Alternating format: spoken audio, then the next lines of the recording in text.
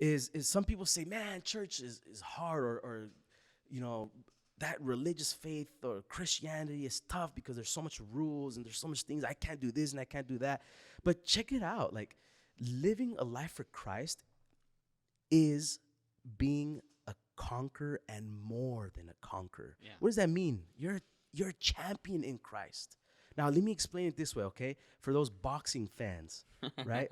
If someone would say, man, being a Canelo Alvarez, we Yeah. all love him, right? 'Cause he's so good at what he does, and he's just an amazing boxer. He's fit. He's like just on point, and he's worked hard for where he's at. If you would tell Canelo, like, bro, why do you do that?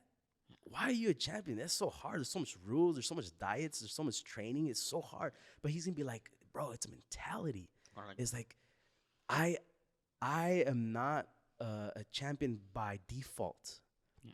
or I am not a champion by just because I woke up and decided. No, you worked hard. You're intentional, and there's so much things that you could say that there's so many rules and regulations and so much things that he can't do. Like he can't eat junk food whenever, especially when he's training. He can't sleep in because he has to wake up early and train. He can't just let time go without training because he has to keep that champion mentality, right?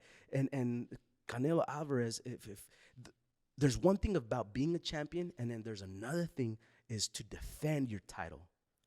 Son dos cosas bien It's diferentes. so different, like, because you could arrive to be a champion, but are you going to stay a champion? Yeah. And then now think about that in the spiritual sense. Like, God has allowed us to be these champions, and now we have to keep our Yeah. championship title. And the enemy is going to come. He's going to try to challenge us to take the title from us. But that's where we have to stay sharp. We have to stay clean. You have to have a clean spiritual diet. Think about that. You have to stay sharp. You have to stay trained up. You wake up early, and you have to say no to certain things, junk food and social media all day, just eating up and rotting your brain. And oh man, and that's why being a Christian it's not for the weak. It's gonna be tough. It's gonna require some grit. It's gonna require some hard times and sweat and blood and tears and sacrifice.